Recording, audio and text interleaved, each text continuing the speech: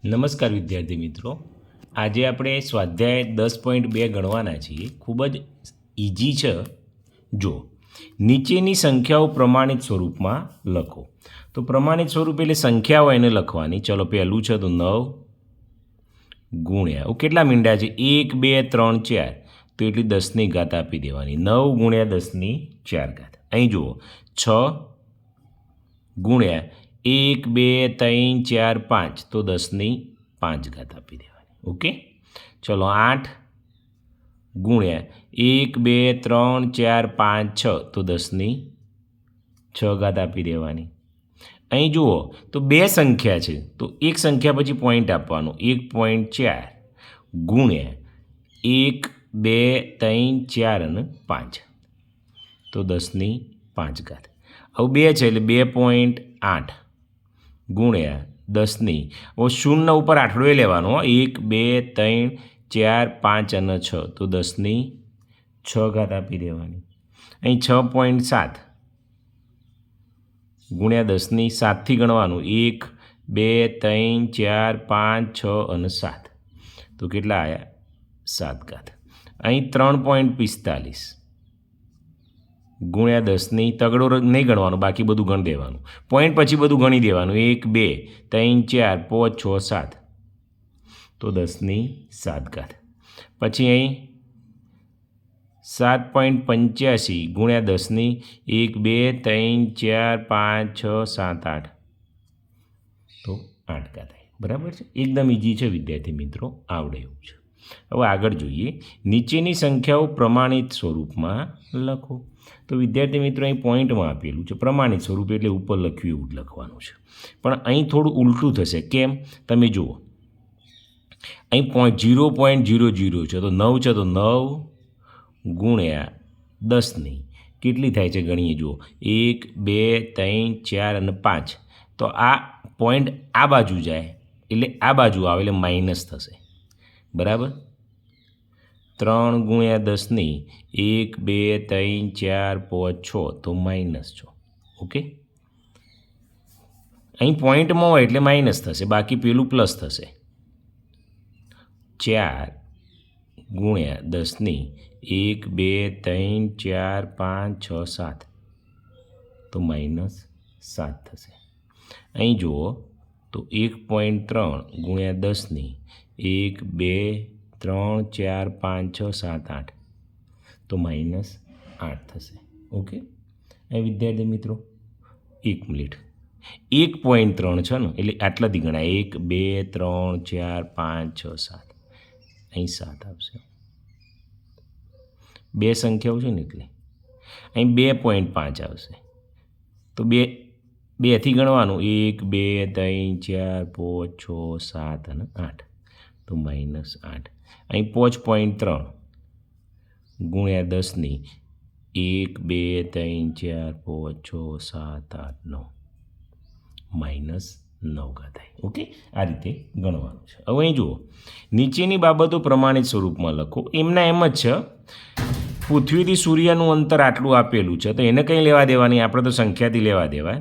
અહીં 1 49 600 મીંડું આપેલું છે, એને કંઈ નહીં, આપણે 1.49 કરી દેવાના. મેં શીખવાડ્યું છે 10ની. હવે કેટલી ઘાત આવે છે આપણે ગણી દઈએ. અહીં 1 આવે એટલે આટલાથી ગણાય. 1 2 3 4 5 6 7 8 9 10 11, તો 10ની 11 ઘાત. અહીં એકમ આપ્યું છે મીટર, તો આપણે એવું લખી દેવાનું મીટર. હવે અહીં જોજો, અહીં 3 છે, તો 3.0 અથવા 3 ગુણ્યા કરી દઈએ. પોઈન્ટ ના મૂકવો હોય તો. કેટલા થાય ગણો? 1 2 3 4 5 6 7 8. અહીં એકમ મીટર પ્રતિ સેકન્ડ છે.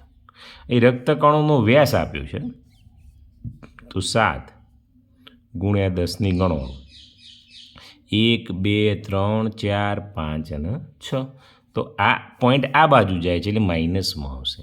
મીમી છે, તો મીમી લખવાનું. અહીં જુઓ 3.84 તો લખવાના. 3.84, પછી પાછા 467 ગુણ્યા 10ની 1 2 3 4 5 6 7 8, તો આ બાદ જાય એટલે +8 આવશે. 8 મીટર. ઓકે, ચલો પાંચમાની જગ્યા અહીં નથી તો ઉપર લઈ લઉં છું. પાંચમામાં જુઓ તો શું છે, 1.275 ગુણ્યા 10 જુઓ 1થી ગણાશે, ખ્યાલ આવે તમને? 1.275 તો 1થી ગણાય, ગણો 1 2 3 4 અને 5, આ બાજુ એટલે -5 મીટર. છઠ્ઠું અહીં આવી જશે, 5 ગુણ્યા 10 આ માઇનસ આવશે, 1 2 3 4 5 6 અને 7, તો -7 મીટર. ઓકે, ચલો આ જુઓ. હવે આ છે એ પ્રમાણિત સ્વરૂપમાં હતા, બરાબર, તો સામાન્ય સ્વરૂપમાં, એટલે સામાન્ય સ્વરૂપ એટલે કયું? આ પોઈન્ટવાળું સ્વરૂપ હોય એને સામાન્ય સ્વરૂપ કહેવાય. તો કઈ રીતે લખાય જુઓ, હું એમાં જગ્યા નથી એટલે અહીં લખું છું, 5.04 ગુણ્યા 10 - 6. હવે વિદ્યાર્થી મિત્રો શું થશે આમાં? આપણે 5.5 અહીં તો પોઈન્ટ છે જ, બરાબર, 504 તો છે, જુઓ હું સમજાવી દઉં ને, અમુકને ભૂલ પડશે પછી ખ્યાલ જ નહીં આવે. તો આપણે અહીંથી પોઈન્ટ ગણીએ એટલે 1 2 3 4 5 6 અને આ પોઈન્ટ મૂકીને આટલા આવ્યા. ખ્યાલ આવે તમને? ચલો બીજું જોજો, બીજું ગણું એટલે આવડી જશે, 5.4 ગુણ્યા 10 4. હવે અહીં શું છે જુઓ, અહીં ઋણ હતી ઘાત એટલે આપણે આ બાજુ પોઈન્ટ લઈએ, અહીં ધન ઘાત છે એટલે આને શું થશે, પોઈન્ટ જમણી બાજુ જશે. કેટલા પોઈન્ટ? 4 પોઈન્ટ, એટલે આ 54 1 જો 2 3 અને 4 થઈ ગયું વિદ્યાર્થી મિત્રો.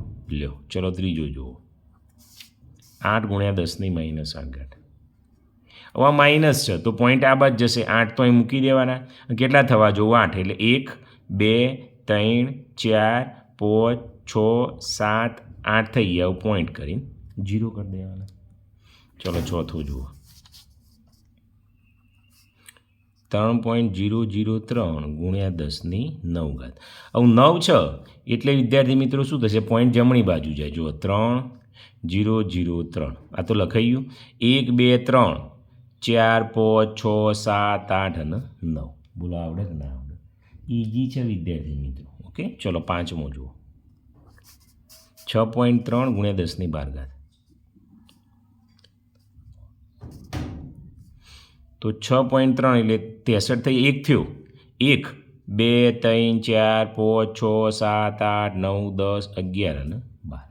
ઓકે, ચલો છઠ્ઠો જોઈએ, 1.2 3 4 5 6, 1.2 3 4 5 6 ગુણ્યા 10 6.